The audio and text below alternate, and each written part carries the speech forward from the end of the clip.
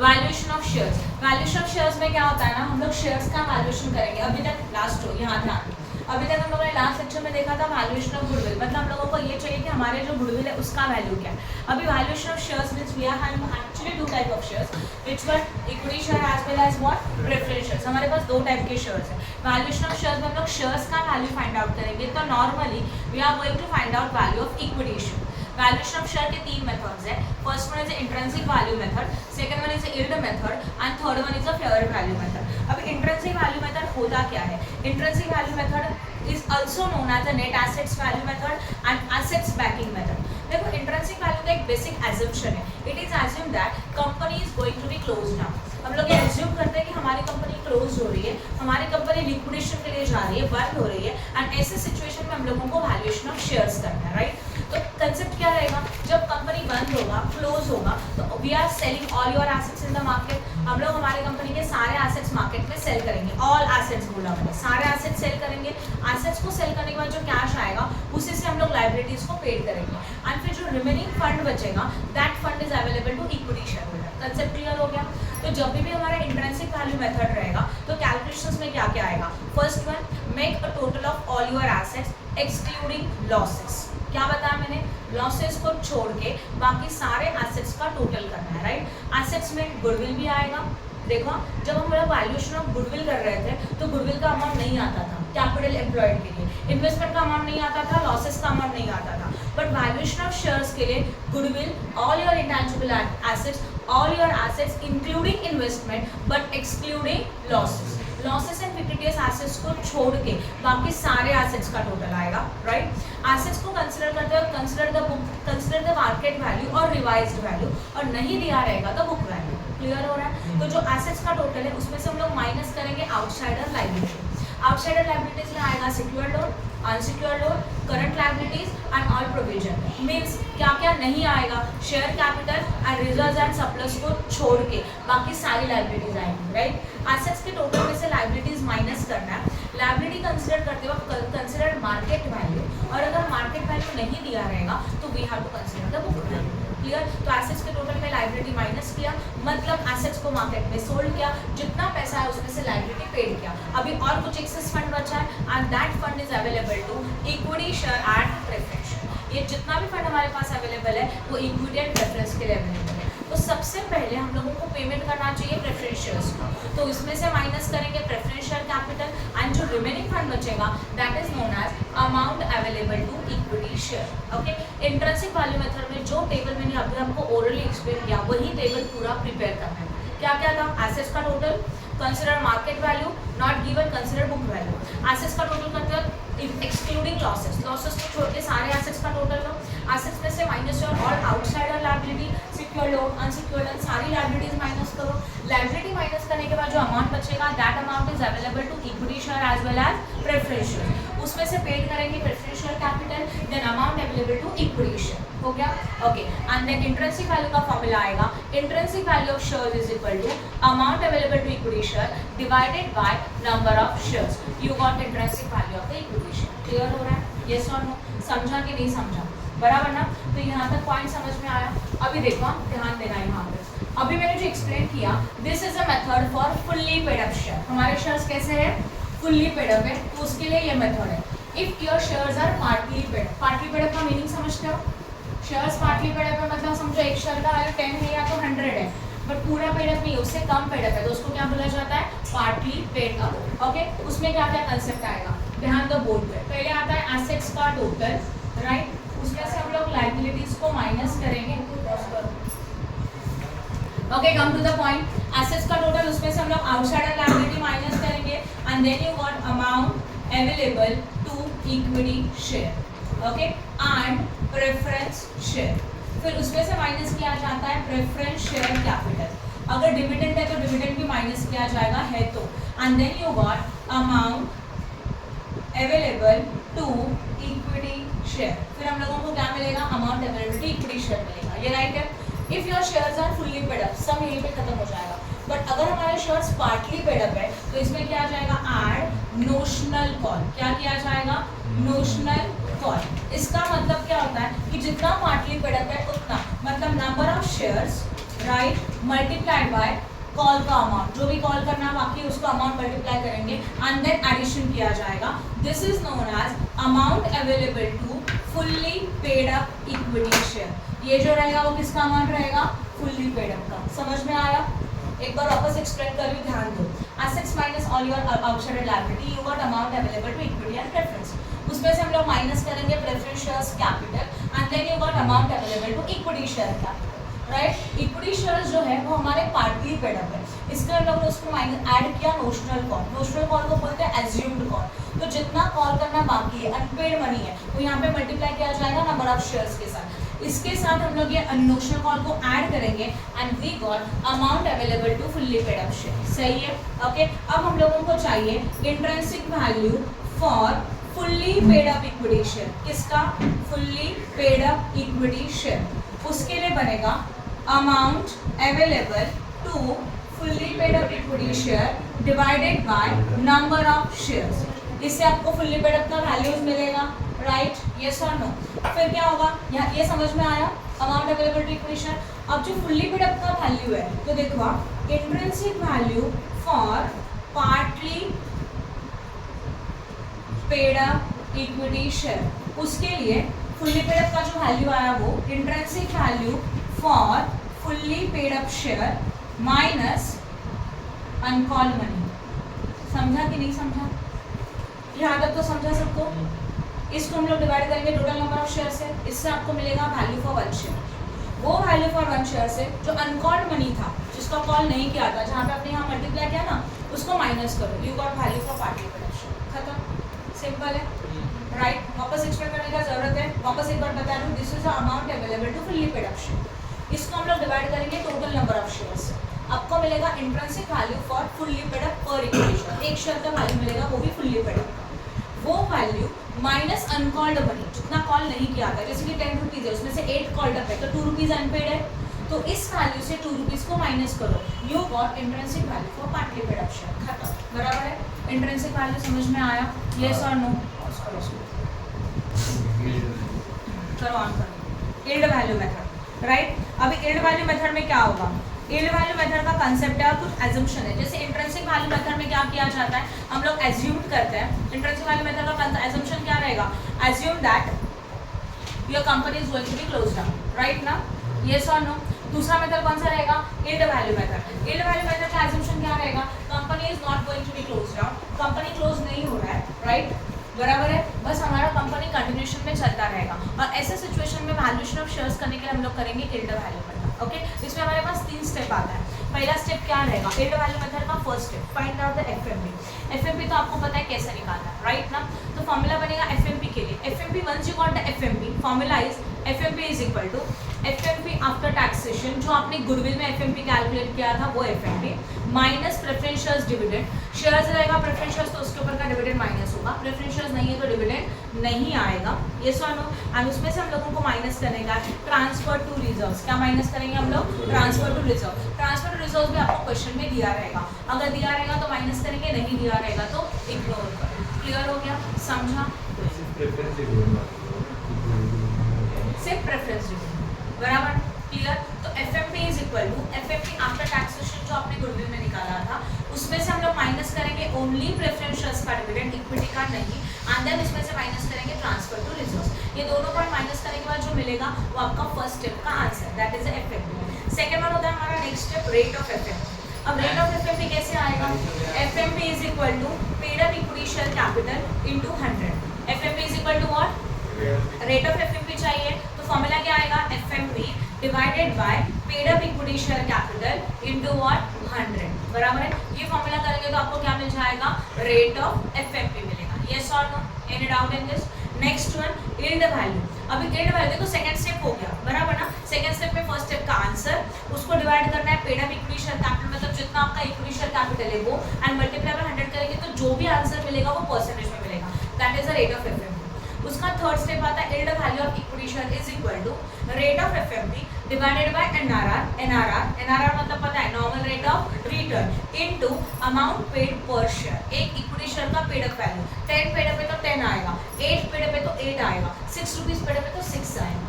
Clear हो रहा है? And this is your which method? Yield value method. समझा यहाँ तक? यस और नो? क्लियर है? ओके अभी हमारा नेक्स्ट स्टेप क्या होता है? फेयर वैल्यू मेथड, बराबर ना? फेयर वैल्यू मेथड का मतलब मैंने क्या बताया था? What is the fair value method? Yes, fair value method is the average of intrinsic value plus what? Yield value. तो इंट्रिंसिक वैल्यू का आंसर एंड यील्ड वैल्यू का आंसर का टोटल करेंगे, उसको डिवाइडेड बाय 2 करेंगे, तब जाके हम लोगों को क्या मिल जाएगा? Fair value method. Any doubt in this? समझा कि नहीं समझा? बराबर है। Now we are starting with the sums. We are starting with the question number 18। हम लोग स्टार्ट करें क्वेश्चन नंबर 18 के साथ। Gem Limited submitted the following information as on 31st March 2014. Fixed assets है tangible, current assets है patents, right, investment, capital issue expenses and liabilities. Capital comprises 12,500 shares of 100 each, fully paid up, and it is ascertained that patent rights are valueless. और आपको clearly पता चला कि patents का right, patent right जो वो valueless है, मतलब इस एसेट्स का कोई वैल्यू नहीं है। वैल्यूलेस मतलब zero value, market value zero बन गया इनका। ascertain the value of shares by assets on assets backing method. Assets backing method is also known as a intrinsic value method, मतलब assets का टोटल माइनस लाइबिलिटी। तो अगर आप assets में जाके देखेंगे तो कितना assets है हमारे पास? फिक्स assets है 15 लाख, राइट? सॉल्यूशन में देखो side by side, assets value है 15 लाख, करंट assets है 6 lakh, and investments, patent right तो आएगा नहीं, इन्वेस्टमेंट्स आएगा 1 lakh, capital issue expenses losses है, लॉसेस नहीं आते, right? Once again I am repeating, fix assets है हमारा 15 लाख का, राइट? देन करंट एसेट्स आएगा 6 लाख का, पैटेंट राइट, पैटेंट हमारे उसका उन्होंने मार्केट वैल्यू लेके रखा है, दीज आर द वैल्यूलेस, तो ये जीरो बन जाएगा, इसके लिए पैटेंट राइट नहीं आएगा। वैल्यूएशन शेयर में इन्वेस्टमेंट आता है पूरा का पूरा, तो पूरा इन्वेस्टमेंट लोग कंसिडर करेंगे 1 लाख, एंड फिर उसके टोटल में से हम लोग माइनस करेंगे लाइबिलिटीज। लॉसेस कंसिडर नहीं होते, तो जब हम लोग इन्वेस्टमेंट में एसेट्स कंसिडर करेंगे तो लॉसेस को छोड़ के बाकी सारे एसेट्स आएंगे, वो भी मार्केट वैल्यू, ओके? उसमें से लाइबिलिटी माइनस किया 4 लाख का, you got amount available to equity share and preferentials, तो टोटल एसेट्स है 22 लाख, उसमें से लाइबिलिटी माइनस किया 4 लाख का, you got value of what? 18 lakh, okay? फिर उसके बाद इंट्रिंसिक वैल्यू कैसे आएगा? Amount available to equity share divided by number of equity share. तो amount available to equity share ऊपर का वैल्यू 18 लाख है, वो उसको नंबर ऑफ शेयर्स कितने हैं? 12,500 से डिवाइड किया, you got intrinsic value of the share. हो गया, बहुत ईजी है। नेक्स्ट क्वेश्चन निकालो प्लीज, उसके आगे का सम। अच्छा, और एक बात, इक्विटी शेयर्स के नंबर ऑफ शेयर आप कैसे कैलकुलेट करेंगे? क्वेश्चन में आपको देके रखा है, प्लीज क्वेश्चन में जाओ। कंप्राइजेस और 12,500 शेयर ऑफ 100 ईच, बोला है ना? 12,500 इक्विटी शेयर है, तो इक्विटी शेयर से आप डिवाइड किया तो आपको मिल जाएगा value of equity share by intrinsic value method. Then now come to the next question, question number 19, okay? Company share capital is 11 lakh, इसका फोटो है आपके पास। Company share capital is rupees 11 lakh divided into share of 10 each. Of this, 40,000 shares are 8% preference shares and remaining are the equity share.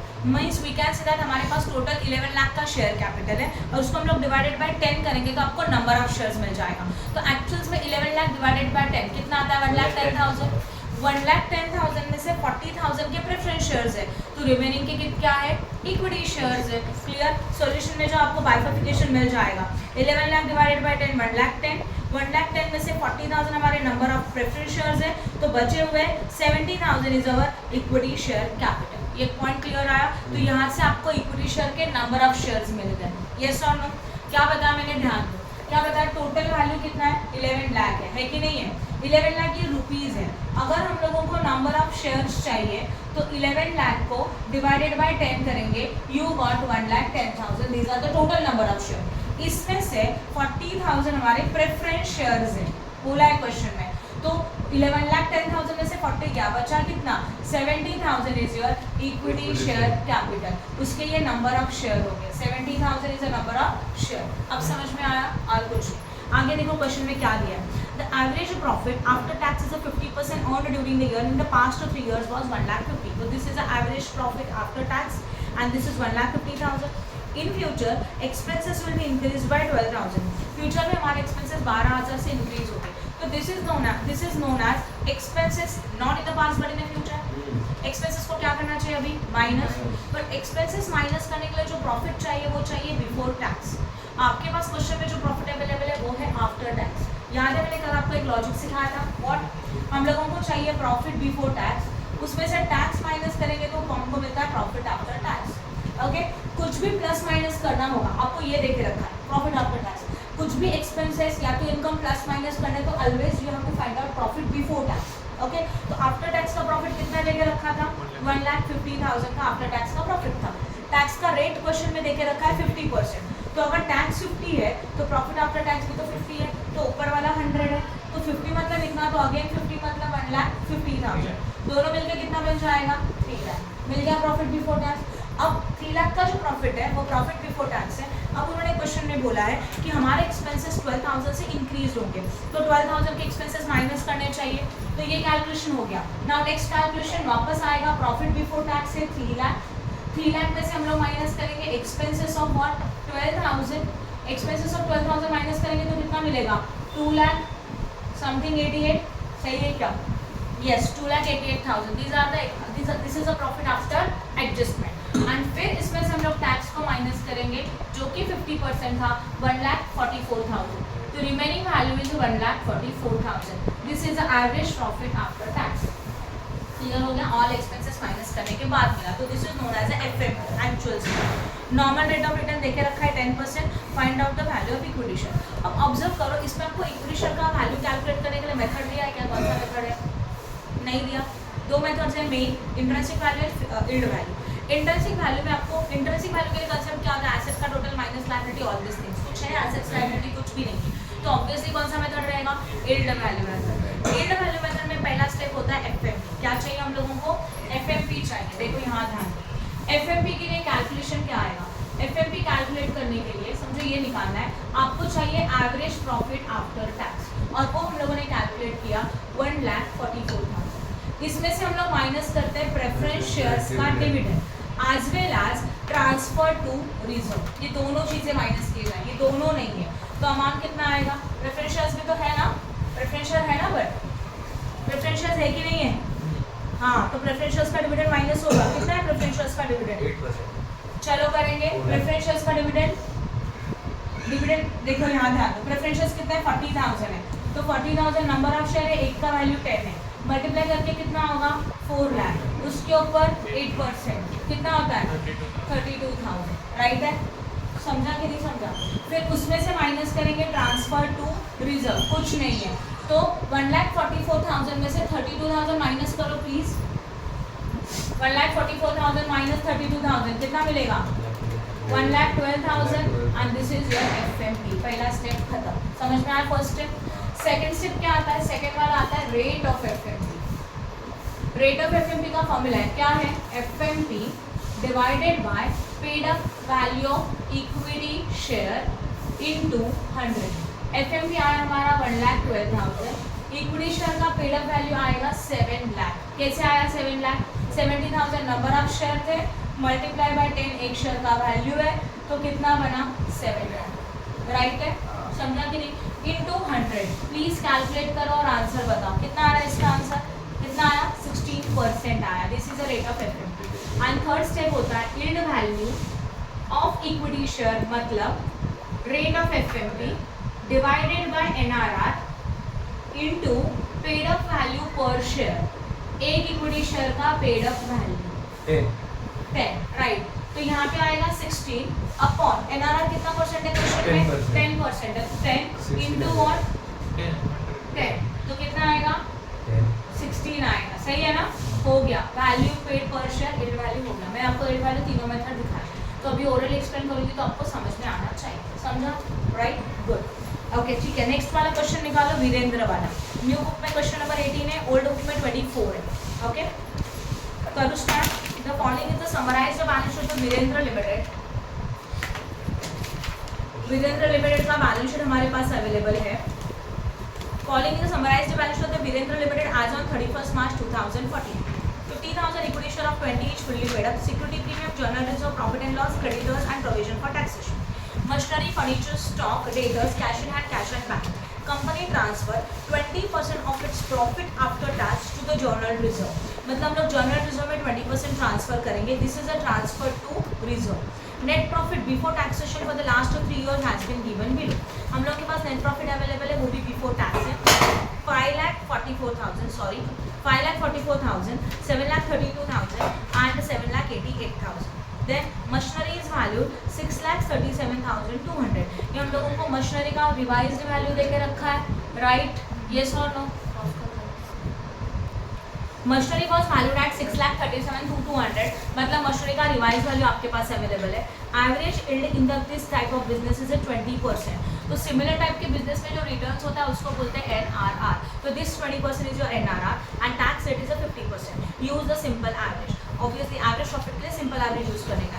Calculate the value of one equity share on the basis of intrinsic value as well as yield value. तो ये ऐसा question है जहाँ पे हम लोगों को दोनों मेथड सॉल्व करना है, राइट है। अभी मैं इसको एक्सप्लेन करूँगी, पहले आप इंट्रिंसिक वैल्यू के बारे में सोचो। इंट्रिंसिक वैल्यू में क्या आता है? Value of all your assets, उनका टोटल माइनस योर लायबिलिटी, बराबर ना। एसेट्स का टोटल करते हो, रिवाइज वैल्यू दिया रहेगा तो वो कंसिडर करेंगे, नहीं दिया रहेगा तो बुक रहेगा, ओके ठीक है। बैलेंस शीट में जाओ, एसेट्स को शुरू करके मशीनरी। मशीनरी का रिवाइज वैल्यू देकर रखा था, that is 6 lakhs, how much? 37,200। तो मशीनरी का वैल्यू आएगा 6,37,200, यस और नो, समझा। उसके बाद फर्नीचर का वैल्यू कितना जो है उतना ही आएगा, that is how much? 2 lakh. उसके बाद सॉल्यूशन में उसी बुक टेक्स्ट बुक के सॉल्यूशन में ही देखो। देन उसके बाद स्टॉक का value 14 lakh, 12,40,000, debtors 4,12,000, cash in hand 6,800 and bank आएगा 8,68,000। इनका टोटल। इनमें से हम लोग लाइबिलिटीज को माइनस करेंगे, राइट है। और लाइबिलिटीज कौन सा माइनस करेंगे? देखो लाइबिलिटीज कितना है?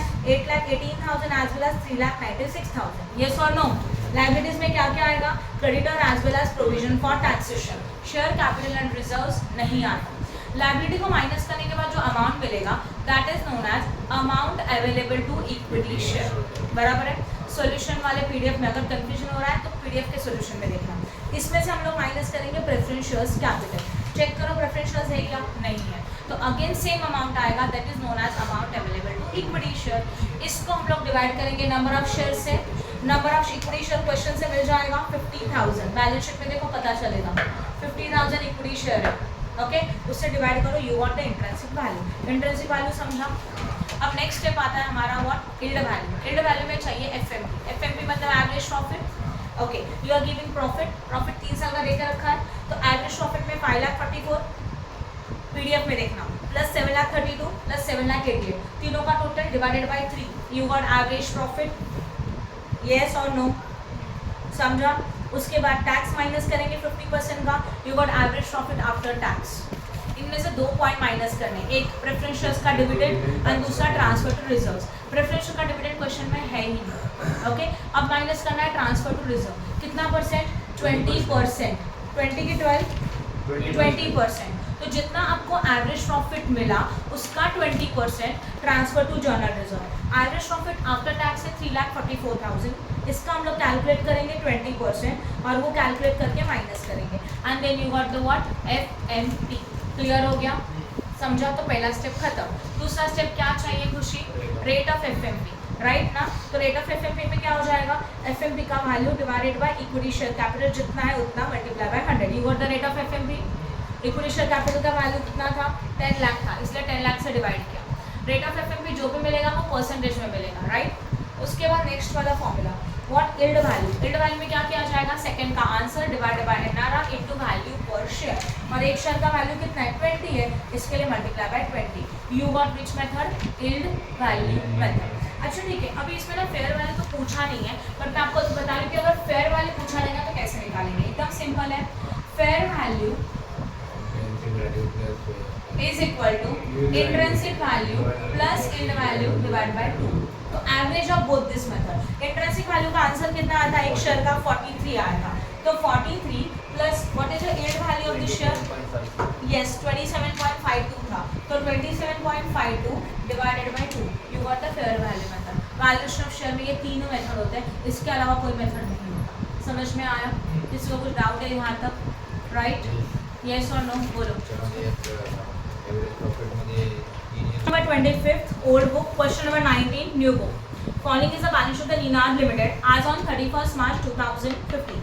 Equity share of 10 each, 8% preference share of 100 each, reserves and surplus, 7.5% debenture, unsecured loan and current liability.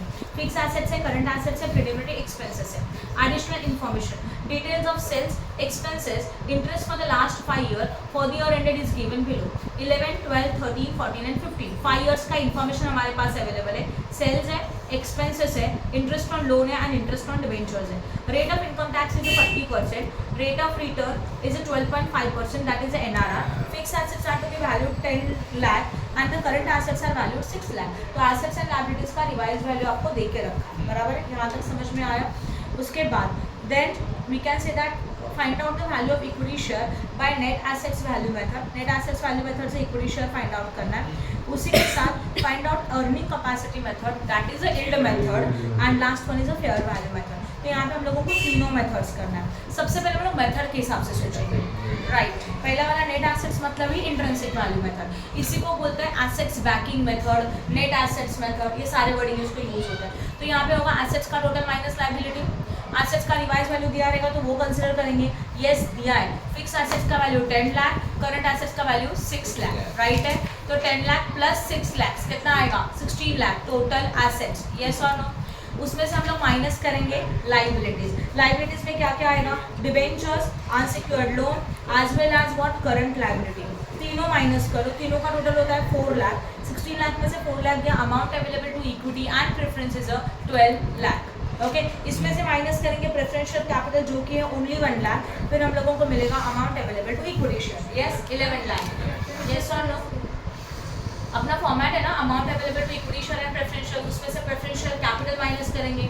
फिर आपको जो मिलेगा वो amount available to equity share. Okay तो amount available to equity share को divided by number of shares, number of equity share, we got value of intrinsic value per share. Right Siddharth, समझ में आया. ओके नेक्स्ट वाला method होता है हमारा yield method. Yield method में कितने स्टेप है? 3.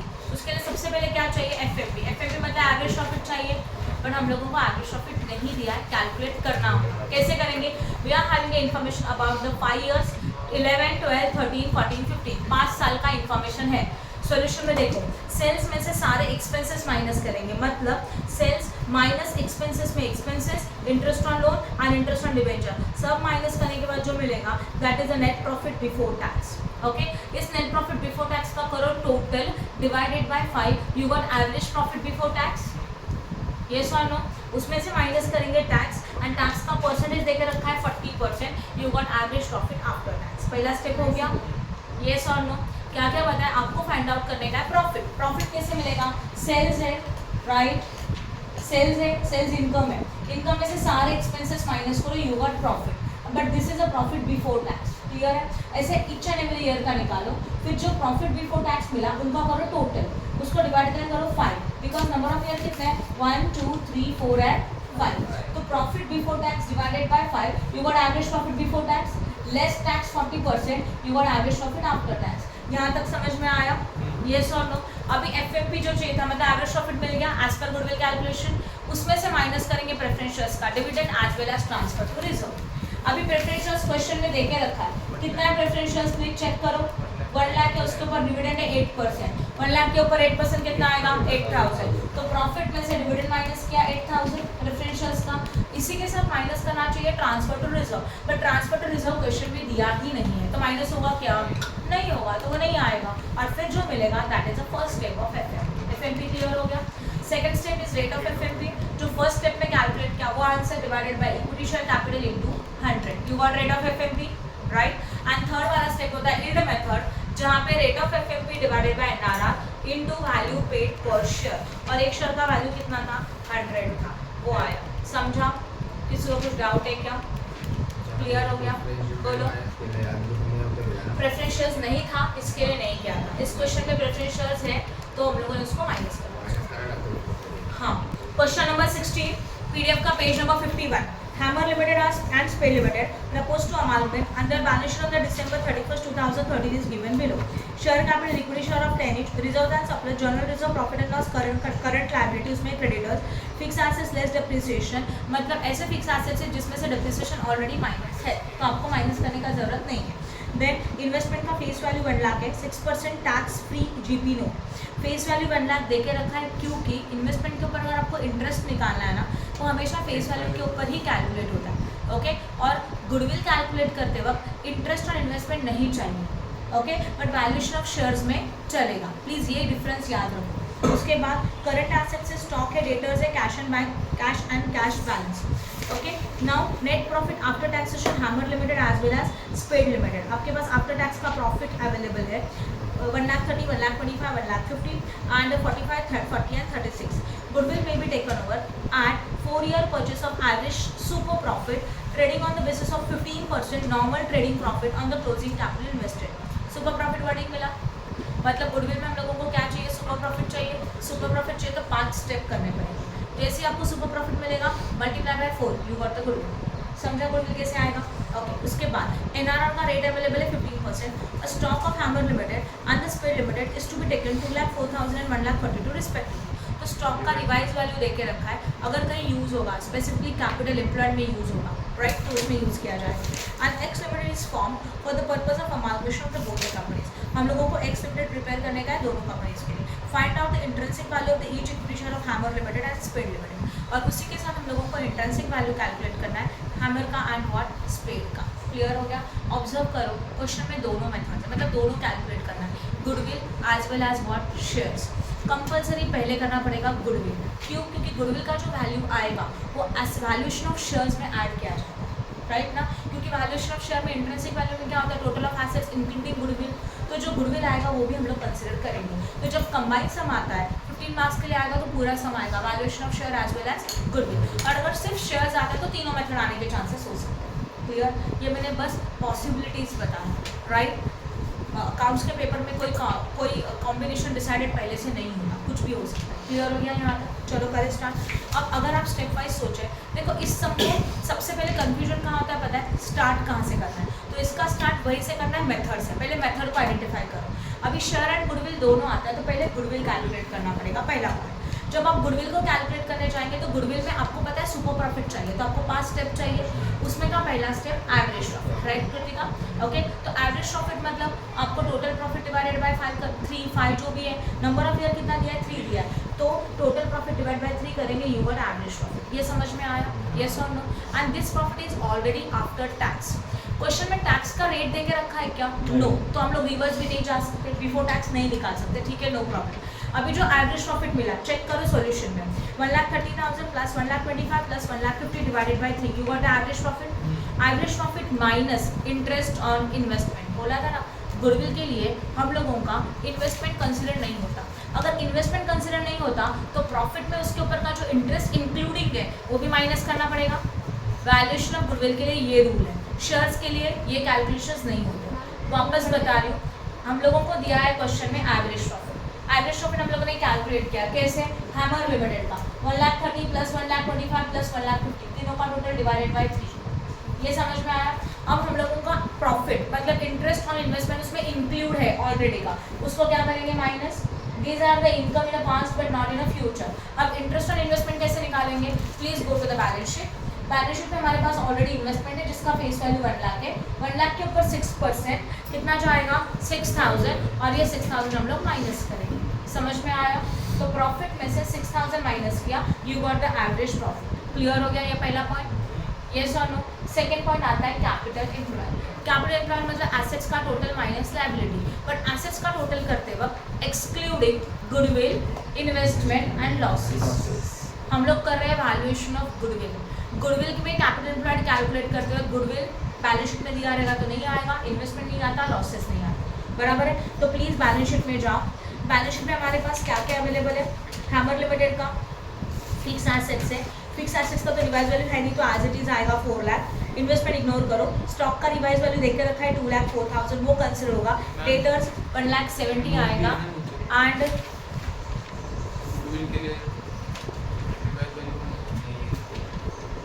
हाँ, तो गुडविल के लिए हम लोग रिवाइज वैल्यू कंसिडर नहीं करेंगे तो वैल्यू कितना आएगा डायरेक्टली 2 लाख का 2 लाख आएगा। सही है, क्वेश्चन में उन्होंने खुद दे के रखा है increase in value of stock. Actual में रिवाइज वैल्यू कंसिडर कर सकते हैं बट नोट दिया इसके लिए वैल्यू कंसिडर नहीं करेंगे। समझ में आया। तो ये हो गया कैलकुलेशन। येस और नो, टोटल ऑफ एसेट्स मिला 8 लाख, उसमें से माइनस करेंगे आउटसाइडर लायबिलिटी। आउटसाइडर लायबिलिटी में आएगा ओनली क्रेडिटर्स, बैलेंस शीट में चेक करो पता चलेगा, बाकी सारा कैपिटल एंड रिजर्व्स है तो वो कंसिडर नहीं होगा, दैट इज 1 लाख। माइनस करने के बाद हम लोगों को मिलेगा एवरेज कैपिटल एम्प्लॉयड। क्या मिलेगा? Capital employed. अब हम लोगों को चाहिए एवरेज कैपिटल एम्प्लॉयड। क्या एज्यूम करते हैं? Capital employed is equal to average capital employed. It is assume that profit is withdraw during the year. Clear हो गया? उसके बाद नेक्स्ट स्टेप क्या आता है? नॉर्मल प्रॉफिट, जो कैपिटल एम्प्लॉयड था इनटू एनआरआर अपॉन 100। एनआरआर का परसेंटेज है 15% है, राइट ना, तो इनटू 15% अपॉन क्या आएगा? 100 आएगा। ये भी लॉजिक समझ में आया? उसके बाद आपको चाहिए super profit, that is average profit minus normal profit. You got the super profit, and once you got the super profit multiplied by what? Number of years purchase, that is a 4. You got the goodwill. Goodwill समझ में आया? अब यही हम लोग करेंगे valuation of share. Valuation of share में method है intrinsic value method. Intrinsic value method में सारे एसेट्स का टोटल किया जाएगा गुडविल के साथ, जो आपने अभी कैलकुलेट किया, और उसमें इन्वेस्टमेंट भी आता है।